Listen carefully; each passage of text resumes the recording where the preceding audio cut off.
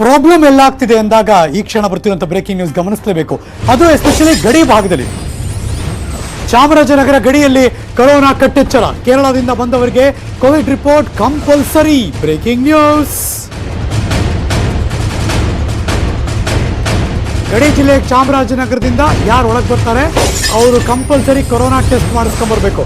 Report ಇರಬೇಕು, RT-PCR ಇರಬೇಕು, ಅದನ್ನ ಮಾಡಿಸ್ಕೊಂಡ್ಬರ್ಬೇಕು. ಬಂಡೀಪುರ ಮೂಲೆಹೊಳೆ ಚೆಕ್ ಪೋಸ್ಟ್ನಲ್ಲಿ ಈಗ ತಪಾಸಣೆ ಮಾಡ್ತಿದ್ದಾರೆ. ಮೊನ್ನೆ ತೋರಿಸ್ತಾ ಇದ್ವಿ ಯಾರೂ ಇಲ್ಲ ಅಂತ, ಈಗ ಅಲ್ಲೂ ಕೂಡ ಅಲರ್ಟ್ ಆಗಿಬಿಟ್ರು. ನೆಗೆಟಿವ್ ವರದಿ ಇರಬೇಕು, ಹಂಗಿದ್ರೆ ಮಾತ್ರ ಒಳಗೆ ಬನ್ನಿ, ಇಲ್ಲ ಪ್ಲೀಸ್ ಗೋ ಬ್ಯಾಕ್ ಅಷ್ಟೇ.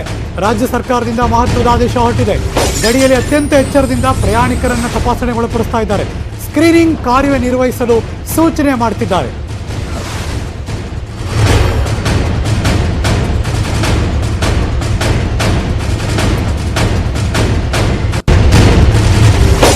ಬರೀ ಚಾಮರಾಜನಗರ ಮಾತ್ರ ಅಲ್ಲ, ಕೇರಳ ಮತ್ತು ಕರ್ನಾಟಕದ ಬಾರ್ಡರ್ ಅಂದಾಗ ಮೈಸೂರು ನೆನಪಾಗುತ್ತೆ.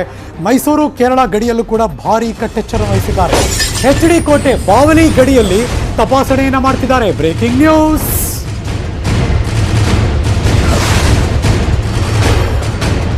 ಕೇರಳದಿಂದ ಬರುವ ವಾಹನಗಳ ತಪಾಸಣೆ ಮಾಡ್ತಿದ್ದಾರೆ. ಬಾವಲಿ ಚೆಕ್ ಪೋಸ್ಟ್ ನೀವು ನೋಡ್ತಿರುವಂತಹ ದೃಶ್ಯ. THO ರವಿಕುಮಾರ್ ಅವರ ನೇತೃತ್ವದಲ್ಲಿ ಬಾವಲಿ ಗಡಿಯಲ್ಲಿ ಕೋವಿಡ್ ನಿಯಂತ್ರಣ ಕಾರ್ಯಪಡೆ ರಚನೆಯಾಗಿದೆ. ಕೇರಳದಿಂದ ಬರುವಂತಹ ಪ್ರಯಾಣಿಕರಿಗೆ ಥರ್ಮಲ್ ಸ್ಕ್ರೀನಿಂಗ್. ಇವತ್ತಿನಿಂದ ಗಡಿ ಪ್ರವೇಶ ಮಾಡೋರಿಗೆ ಕೋವಿಡ್ ರಿಪೋರ್ಟ್ ಕಂಪಲ್ಸರಿ. ಪೊಲೀಸರ ಸಹಕಾರದಲ್ಲಿ ಆರೋಗ್ಯ ಸಿಬ್ಬಂದಿಗಳು ತಪಾಸಣೆ ಮಾಡ್ತಿದ್ದಾರೆ. ಲಾಸ್ಟ್ ಇಯರ್ ನಾವು ಮಾರ್ಚು, ಏಪ್ರಿಲು, ಮೇನಲ್ಲಿ ಈ ಥರ ದೃಶ್ಯ ನೋಡ್ತಾ ಇದ್ವಿ. ಈಗ ಮತ್ತೆ ಅದನ್ನು ನೋಡೋ ಹಾಗಾಗೋಗಿದೆ.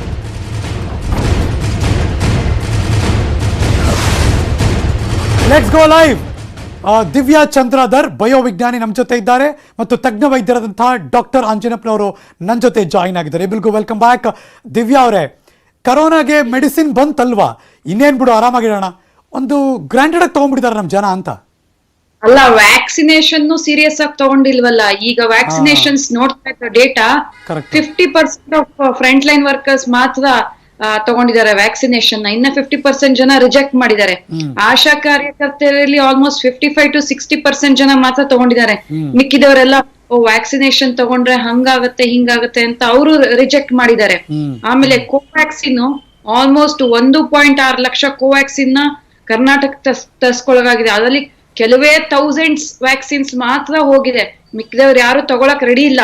ಎಷ್ಟು ಲಾಸ್ ಆಗ್ತಾ ಇದೆ. ನಮ್ಮ ವಿಜ್ಞಾನಿಗಳು ಅಷ್ಟು ಕಷ್ಟಪಟ್ಟು ಒಂದು ವರ್ಷ ತಪಸ್ಸಿನ ತರ ಮಾಡಿ ಆ ವ್ಯಾಕ್ಸಿನ್ ನ ಕಂಡಿಡಿದು ಜನಕ್ಕೆ ಬಿಡುಗಡೆ ಮಾಡಿದೆ.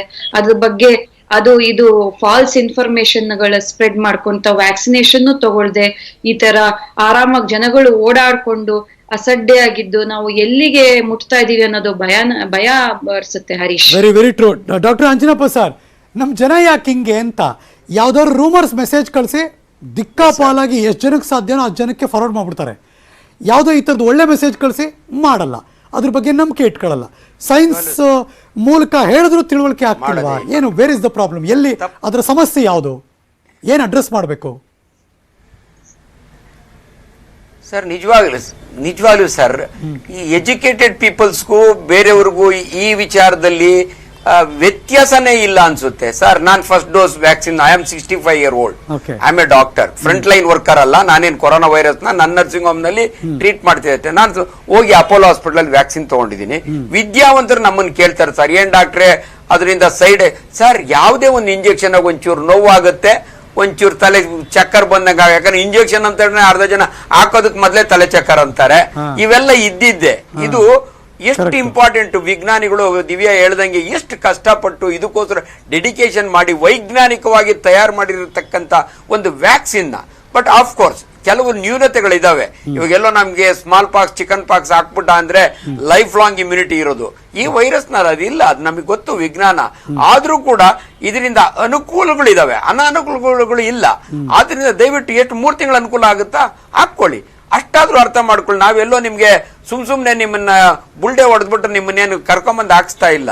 ಸೊ ಸರ್ಕಾರ ಅದಕ್ಕೋಸ್ಕರ ಎಷ್ಟೊಂದು ವೆಚ್ಚ ಮಾಡ್ತಾ ಇದೆ. ನಿಜವಾಗ್ಲೂ front line workers, even doctors ಕೆಲವರೆಲ್ಲ ನನಗೆ ಬೇಡ ಅನ್ನೋ ರೀತಿ ಮಾತಾಡ್ತಾರೆ. ಸರ್ ನಾವೇ ಜನಗಳಿಗೆ ಮಾರ್ಗದರ್ಶಕರಾಗಬೇಕು. ನಾನೇ ವ್ಯಾಕ್ಸಿನ್ ನಾನು ತಗೊಳ್ದಿರ ನಿಮ್ಮ ಮುಂದೆ ಕೂತ್ಕೊಂಡು ಮಾತಾಡಿದ್ರೆ ಜನಗಳಿಗೆ ರಾಂಗ್ ಮೆಸೇಜ್ ಹೋಗುತ್ತೆ. ಇಂಥವು ಆಗ್ತಾ ಇದಾವೆ. ಅನ್ಫಾರ್ಚುನೇಟ್ಲಿ ನಾನು ಲಾಸ್ಟ್ ಟೈಮ್ ನಿಮ್ಮಲ್ಲೇ ಒಂದು ಕ್ಲಾರಿಫಿಕೇಶನ್ ಕೊಟ್ಟೆ. ಯಾವನೋ ಒಂದು ಬುಲ್ಡೆ ಸುದ್ದಿ ಹರಿಸ್ತಾನೆ, ವ್ಯಾಕ್ಸಿನ್ ಹಾಕೊಂಡ್ರೆ ಎಣ್ಣೆ ಹೊಡೆಯಂಗಿಲ್ಲ ಅಂತ. ಪಾಪ ಅರ್ಧ ಜನ ಫ್ರಂಟ್ ಲೈನ್ ವರ್ಕರ್ಸ್ ಸರ್ ಅವರು BBMP ವರ್ಕರ್ಸ್ ಇರ್ತಾರೆ. ನಾನು I am not encouraging alcoholism, ಆದ್ರೆ ಅವ್ರಿಗೆ ಅಭ್ಯಾಸ ಇರುತ್ತೆ.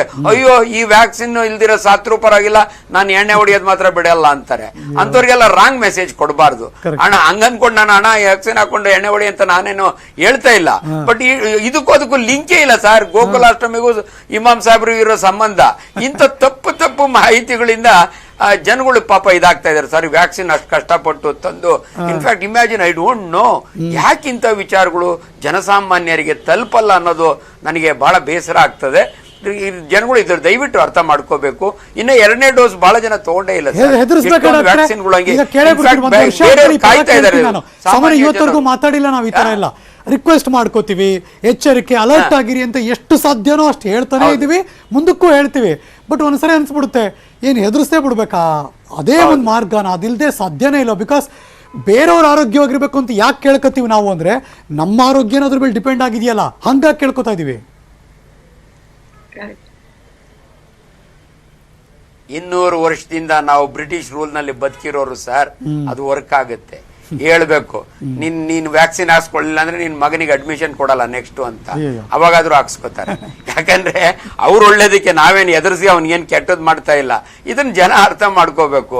ಇಂಥವ್ ರೂಲ್ಸ್ ಬರ್ಬೇಕು. ನಿಜವಾಗ್ಲೂ ಹೇಳ್ತೀನಿ, ಇದು ಸಮಾಜದ ಜವಾಬ್ದಾರಿ ಸರ್. ಇವನೊಬ್ಬಂದಲ್ಲ.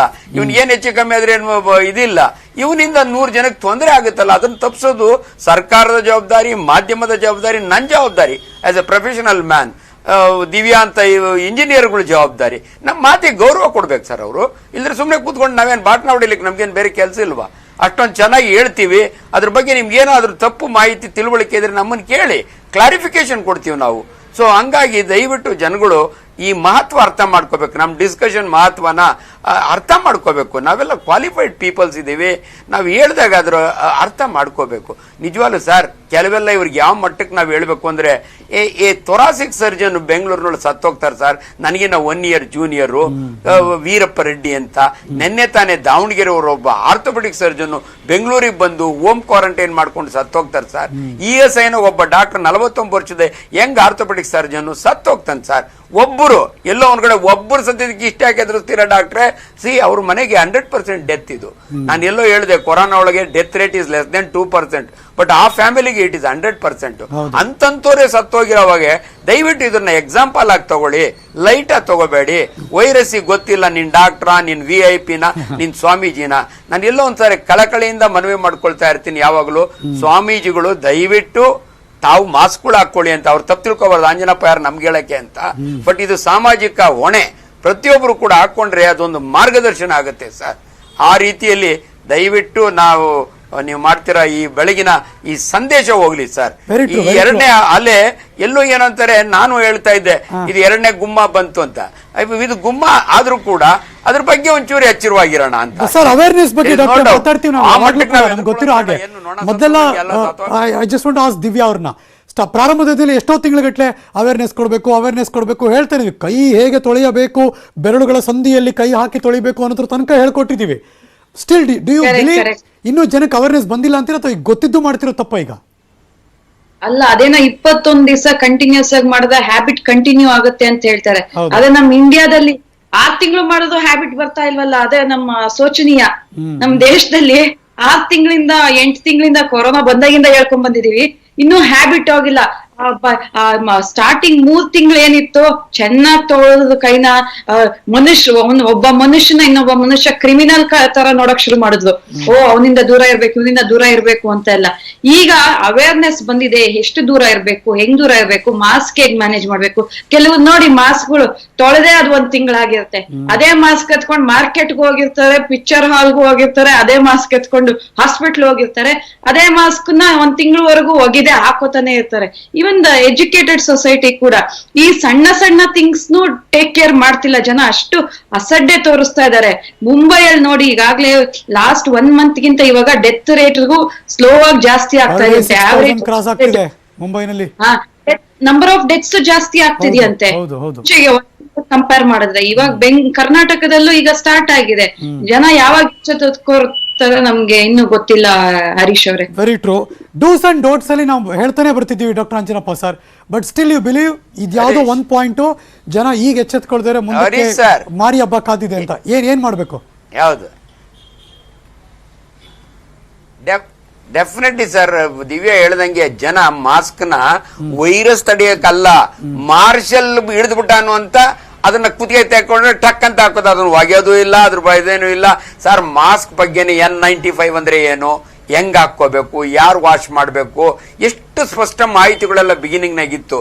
ಈಗ ಏನಾಗ್ಬಿಟ್ಟಿದೆ ಅಂದ್ರೆ ಇದು ಕಾಟಾಚಾರಕ್ಕೆ ಯಾರಿಗೋ ಇದು ಮಾಡ್ಲಿಕ್ಕೆ ಹಂಗಾಗೋಗ್ಬಿಟ್ಟಿದೆ. ದಯವಿಟ್ಟು ಇದು ದಟ್ ಈಸ್ ನಾಟ್ ಕರೆಕ್ಟ್ ಅನ್ಸುತ್ತೆ ನನಗೆ. ವಿಜ್ಞಾನ ಮಾತ್ರ ನನಗೆ ಪ್ರತಿ ಸಾರಿ ವೈಜ್ಞಾನಿಕ ಮನೋಭಾವನೆಯನ್ನ ಪ್ರತಿಯೊಬ್ಬರಲ್ಲೂ ನಾವು ಬಿತ್ತಬೇಕು. ಇದು ದಿಸ್ ಇಸ್ ಸೈನ್ಸ್, ನಾವು ಹೇಳ್ತಿರೋದು ಸೈಂಟಿಫಿಕಲಿ. ಅದನ್ನ ಫಾಲೋ ಮಾಡಿದ್ಮೇಲೆ ಇನ್ ಮಾಸ್ಕ್ ಹಾಕಿ ಪ್ರಯೋಜನ ಏನ್ ಹೇಳಿ ಸರ್? ನೀವ್ ಹೇಳೋದು ಡೂಸ್ ಅಂಡ್ ಡೋಂಟ್ ಡೂಸ್ ನಲ್ಲಿ ಡೂಸ್ ಓನ್ಲಿ 3 ಪದೇ ಅದೇನೋ ಹೇಳ್ತಾರೆ ಕನ್ನಡದಲ್ಲಿ, ಪಾಡಿದ್ದೆ ಪಾಡ್ರ ಪೀಡ್ನ ಅಲ್ಲ ಅಂತಾರೆ. ಅದೇ ರೀತಿಯಾಗಿದೆ ನಮ್ಮ ಕಥೆ. ನಾನು ಏನ್ ಡಾಕ್ಟರ್ ನಮಗೆ ಗೊತ್ತಿದೆ ಬಿಡ್ರಿ, ಎಷ್ಟು ಸಾರಿ ಹೇಳ್ತೀರಿ ಅಂತ ಅದೊಂದು ಕಿಸ್ಬಾಯಿ ದಾಸ ಹಂಗಾಗ್ಬಿಟ್ಟಿದೆ. ಇನ್ನೇನಿಲ್ಲ, ಮಾಸ್ಕ್ ಕೈ ತೊಳ್ಕೊಳ್ಳೋದು ಸರ್. ಕೈ ತೊಳ್ಕೊಳ್ಳೋದನ್ನ ಯಾರಾದ್ರೂ ಹೇಳ್ಕೊಡ್ತಾರ ನೀವು? ಬಟ್ ಶಾಲಾ ಮಕ್ಕಳುಗಳು ಮಾತ್ರ ನಿಜವಾಗ್ಲೂ ಶಾಲೆಗಳಲ್ಲಿ ಇವಾಗ ಶುರುವಾಗಿದೆಯಲ್ಲ 9 ಹೊತ್ತು ಎಷ್ಟು ಜನ ತೊಳಿತಾರೆ ಗೊತ್ತಾ? ನಾನು 2-3 ಶಾಲೆಗೆ ಹೋಗಿದ್ದೆ. ಆ ಮಕ್ಕಳುಗಳು, ನಾನು ಇನ್ಫ್ಯಾಕ್ಟ್ ನಾನು ತಂದೆ ತಾಯಿ ಹೇಳೋದ್ರ ಬದಲು ಈ ಮಕ್ಕಳಿಗೆ ಹೇಳ್ಬಿಟ್ರೆ ಹೋಗಿ ಅವ್ರ ಅಪ್ಪ ಅಮ್ಮನಿಗೆ ಹೇಳ್ತಾವೇನೋ ನೆಟ್ಗೆ. ಮತ್ತೆ ಹೆಚ್ಚಿನ ಅರಿವನ್ನ ಎಲ್ಲರಿಗೂ ಮೂಡಿಸಿ ಅವರು ಕೂಡ ಚೆನ್ನಾಗಿರ್ಲಿ. Divya madam, any final remarks ನಿಮ್ ಕಡೆಯಿಂದ? ಏನಿಲ್ಲ, ಇವಾಗಾಗ್ಲೇ ನಾವು ಬೇರೆ ದೇಶದಲ್ಲಿ ಇವಾಗ ಸೆಕೆಂಡ್ ವೇವ್ ಆಗಿ ಅವ್ರು ಕಡಿಮೆ ಆಗಿದೆ ಈಗ ಕೇಸ್ಗಳು. ನಾವು ಈಗಿನ ಸೆಕೆಂಡ್ ವೇವ್ ಗೆ ಎಂಟರ್ ಆಗ್ತಾ ಇದೀವಿ. ಇವಾಗ ಎಲ್ಲರೂ ಎಚ್ಚೆತ್ಕೋಬೇಕು. ಹಾಗೂ ಶಾಲಾ ಕಾಲೇಜುಗಳ ಬಗ್ಗೆ ಮಾತಾಡಿದ್ವಿ, ಇಲ್ಲಿ ತುಂಬಾ ಹುಷಾರಾಗಿರ್ಬೇಕು. ಯಾಕಂದ್ರೆ ಈಗ ಅಲ್ಲಿ ಸೋಷಿಯಲ್ ಡಿಸ್ಟೆನ್ಸಿಂಗ್ ಮೇಂಟೈನ್ ಮಾಡೋದು ತುಂಬಾ ಕಷ್ಟ ಇದೆ. ಒಂದು ವಿದ್ಯಾರ್ಥಿಗೆ ಬಂದ್ರೆ ಇಡೀ ಕ್ಲಾಸ್ ಬರುತ್ತೆ. AC ಹಾಲ್ಸ್, ಈ ಮ್ಯಾರೇಜ್ ಹಾಲ್ಸ್, ಮದುವೆ ಜನರು ರೆಡಿ ತಯಾರಾಗಿ ಹೋಗಿ ಮದುವೆ ಸಮಾರಂಭದಲ್ಲಿ ತಲ್ಲೀನರಾಗ್ಬಿಟ್ಟಿದ್ದಾರೆ. ತುಂಬಾ ಹೊಸ ಸೀರೆಗಳು ತಗೊಳ್ಳೋದು, ಅದಕ್ಕೆ ಮ್ಯಾಚ್ ಮಾಡ್ಕೊಳ್ಳೋದು, ಇಲ್ಲಿ ಮಾಸ್ಕ್ ಹಾಕೊಂಡ್ರೆ ಎಲ್ಲಿ ಮೇಕಪ್ ಕಾಣಿಸಲ್ಲ ಅಂತ ತೋರ್ಸ್ಕೊಳ್ಳೋದು, ಇದ್ರ ಮೇಲೆ ಜನ ಕಾನ್ಸಂಟ್ರೇಟ್ ಮಾಡ್ತಿದ್ದಾರೆ. ಹೊತ್ತು ಕೋವಿಡ್ ವೈರಸ್ ಬಂದ್ರೆ ಮುಖ ಪರ್ಮನೆಂಟ್ ಆಗಿ ತೋರ್ಸಕ್ ಆಗಲ್ಲ ಅನ್ನೋದು ಮರ್ತು ಬಿಟ್ಟಿದ್ದಾರೆ ಜನ. ಸೊ ಇದ್ರ ಬಗ್ಗೆ ಎಲ್ಲ ಎಲ್ಲಿ ಅವಶ್ಯಕತೆ ಇದೆ ಅಲ್ಲಿ ಮಾತ್ರ ಜನ ಸೇರಿ, ಎಲ್ಲಿ ಅವಶ್ಯಕತೆಯಲ್ಲಿ ಅಲ್ಲಿ ಗುಂಪು ಸೇರ್ಬೇಡಿ ಅಂತ ಹೇಳಕ್ ಇಷ್ಟಪಡ್ತೀನಿ. Thank you so much for joining us. ನೀವಿಬ್ರು ಕೂಡ ಡಾಕ್ಟರ್ ಅಂಜನಪ್ಪ ಅವರು ತಜ್ಞ ವೈದ್ಯರು ಮತ್ತು ದಿವ್ಯಾ ಚಂದ್ರಾಧರ್ ಬಯೋವಿಜ್ಞಾನಿ. ಥ್ಯಾಂಕ್ ಯು, ನೀವಿಬ್ರು ಕೂಡ ಜಾಯಿನ್ ಆಗಿದ್ದಕ್ಕೆ. ಒಂದಂತೂ ನಿಜ, SMS ಅಂತ ಏನ್ ಕರಿತೀವಿ, ಸೋಷಿಯಲ್ ಡಿಸ್ಟೆನ್ಸಿಂಗ್, ಮಾಸ್ಕ್ ಮತ್ತು